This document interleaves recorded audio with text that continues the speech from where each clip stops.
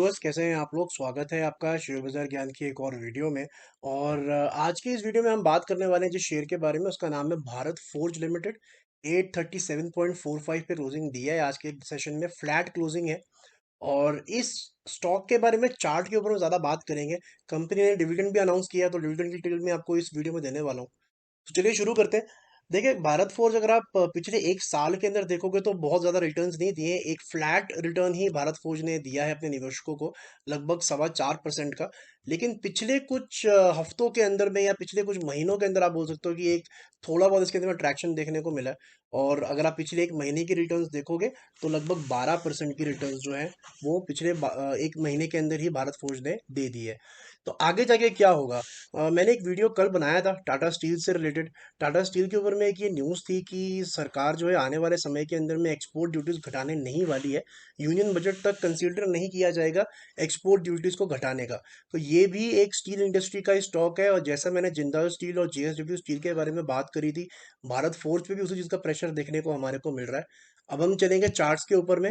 तो देखिए, चार्ट्स के ऊपर अगर आप देखोगे तो दोनों ही डेली और वीकली चार्ट में एक चीज़ समान है। वो क्या है उसके बारे में बात कर लेते हैं। मैं थोड़ा सा चार्ट बड़ा करना चाहता हूँ और आपको एक चीज़ पॉइंट आउट करके दिखाना चाहता हूँ। तो इन चार्ट के ऊपर में दो एवरेजेस हैं। जो रेड वाली है this is the 20 moving average, और जो ब्लैक वाली है this is the 200 moving average. क्योंकि ये डेली चार्ट है तो दोनों ही एवरेज डेली है।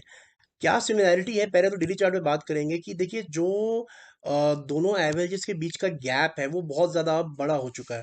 इस गैप का बड़ा होने का मतलब क्या होता है कि जब भी ये गैप दोनों एवरेजेस में बहुत ज़्यादा बड़ा हो जाता है, इसका मतलब ये है कि जो भी एग्जिस्टिंग ट्रेंड है ना स्टॉक के अंदर में, वो कहीं ना कहीं अब मैच्योर हो चुका है। इसको आप ये मान के चल सकते हो। ये ट्रेंड चाहे नीचे का हो चाहे ऊपर का हो, मैंने ये चार्ट बड़ा करके इसीलिए किया था ताकि आपको दिखा सकूं। जब भी आपको एवरेज, दोनों एवरेजेस के बीच में गैप बड़ा दिखेगा, वहीं से ट्रेंड रिवर्सल होगा।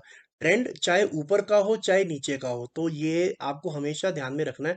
और भारत फोर्ज के अंदर में जो पिछले कुछ महीनों में बनी हुई तेजी है, अब वो कहीं ना कहीं कमजोर होती हुई या फिर ट्रेंड जो है वो मच्योर होते हुए हमारे को नजर आ रहा है।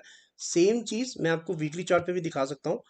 ये इसका वीकली चार्ट है और आप देख सकते हो कि कैसे इस दोनों एवरेजेस के बीच में अब गैप तो है जो थोड़ा बड़ा हो चुका है।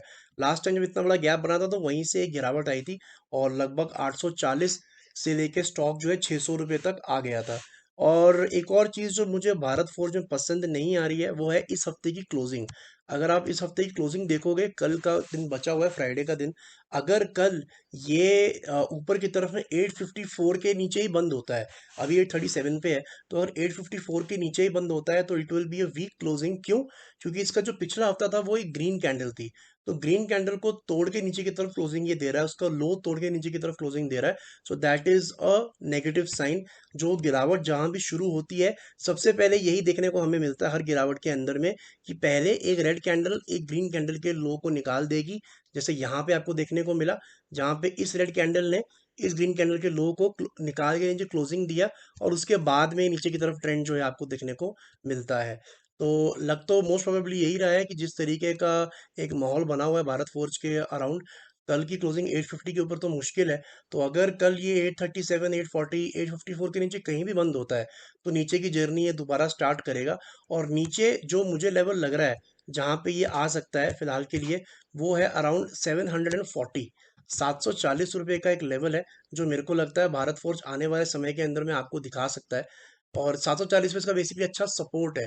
जो इसकी ये लास्ट रेड कैंडल है, उसका लो अगर हम देखेंगे तो 740 ही बन के आता है, 744 टू बी एग्जैक्ट। तो 740 टू 750 इसका एक अच्छा सपोर्ट जोन है। तो अगर कल ये क्लोजिंग दे देता है इन्हीं लेवल्स के करीब करीब, तब आपको ये और यहाँ से 10-12% टूटते हुए शेयर नजर आ सकता है। अब बात करेंगे डिविडेंड की। दोस्तों, डिविडेंड की बात करने से पहले मेरी आपसे एक रिक्वेस्ट है कि अगर आपने मेरे चैनल को सब्सक्राइब नहीं किया है तो आप प्लीज़ मेरे चैनल को सब्सक्राइब कीजिए ताकि रोजाने वाली वीडियोस आपको लगातार मिलती रहे।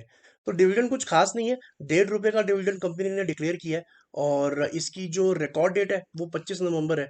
25 नवंबर से पहले पहले अगर आपके पास में शेयर्स हैं, 25 नवंबर को अगर आपके डीमेट के अंदर में शेयर्स मौजूद है, तब आपको इसका 1.5 रुपये का डिविडेंड मिल जाएगा। वैसे भी भारत फोर्ज बहुत ज़्यादा डिविडेंड पे आउट नहीं करती है। अगर आप इनका डिविडेंड का रिकॉर्ड देखोगे तो 1% से भी कम है। तो डिविडेंड के लिए तो डेफिनेटली भारत फोर्ज जैसा शेयर लेना नहीं चाहिए, बिकॉज बहुत सारे अदर शेयर्स हैं। मैंने अपनी पिछली वीडियोस में कवर भी किया है।